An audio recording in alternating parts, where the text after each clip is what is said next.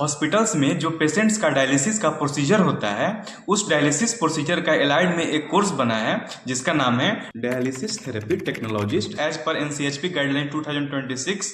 उस कोर्स के बारे में मैं आपको इंट्रोड्यूस कराना चाहूंगा। Hello everyone, this is doctor Rajinikanth Singh, allied health care course guide. Dialysis field में गवर्नमेंट ऑथराइज कितने कोर्स बने हैं, डायलिसिस थेरेपिस्ट का वर्क क्या होता है और उनका जॉब अपॉर्चुनिटीज क्या क्या है, इन सभी चीजों के बारे में हम लोग डिस्कस करेंगे। सबसे पहले जानते हैं कि डायलिसिस होता क्या है। डायलिसिस किडनी डिजीज पेशेंट में एक प्रोसीजर होता है। इसमें पेशेंट्स के ब्लड में accumulated salt and other waste products को एक हीमोडायलिसिस ट्रीटमेंट यानी आर्टिफिशियल किडनी के थ्रू फिल्टर करना, देन प्यूरिफाइड ब्लड को बॉडी में रिटर्न करना एक प्रोसीजर होता है। Dialysis therapy technologist health care system का एक इंडिस्पेंसिबल मेंबर होते हैं जिनका काम रीनल केयर सर्विसेज होता है। ये वाइटल रोल प्ले करते हैं किसी पेशेंट्स का आउटकम इंप्रूव करने में। अब हम लोग डायलिसिस थेरेपी टेक्नोलॉजिस्ट का वर्क समझते हैं। First, continuous renal replacement therapy. इसमें acute on chronic kidney disease patient का प्रोसीजर होता है जिसमें डायलिसिस मशीन के थ्रू बॉडी के वेस्ट प्रोडक्ट्स को रिमूव किया जाता है। Second, plasmapheresis. इसको थेरेप्यूटिक प्लाज्मा एक्सचेंज भी बोलते हैं। ये एक प्लाज्मा एक्सचेंज थेरेपी होता है जिसमें ब्लड में एक्यूमुलेटेड एंटीबॉडीज, टॉक्सिन्स और इन्फ्लामेटरी मेडिएटर्स जो autoimmune disease,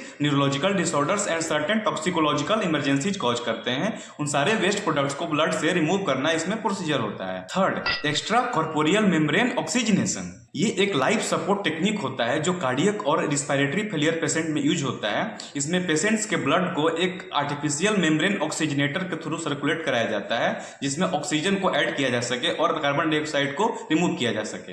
fourth, haemoadsorption. ये एक टेक्निक होता है जो सेप्टिक शॉक और systemic inflammatory response syndrome patient में यूज किया जाता है। ब्लड में accumulated inflammatory cytokines and other circulating toxins को ब्लड स्ट्रीम से रिमूव करना प्रोसीजर होता है। टाइप्स ऑफ कोर्सेज की बात करें तो इसमें 3 कोर्स बनाए गए हैं। First, diploma in dialysis technology जो पूरे 2.5 साल का कोर्स है, इसमें 6 मंथ्स का internship included. Second, bachelors of dialysis technology जो पूरे 4 इयर्स का कोर्स है, इसमें 1 ईयर का इंटर्नशिप इंक्लूडेड है। Third, masters of dialysis technology जो पोस्ट ग्रेजुएट कोर्स है, 2 इयर्स का प्रोग्राम है।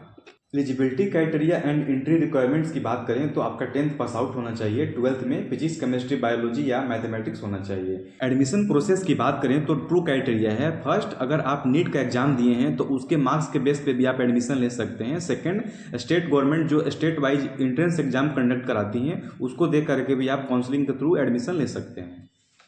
जॉब स्कोप देखा जाए तो जितने भी सुपर स्पेशलिटी हॉस्पिटल्स होते हैं, अगर उनमें डिपार्टमेंट ऑफ नेफ्रोलॉजी अवेलेबल है तो वहाँ पे आप जॉब कर सकते हैं।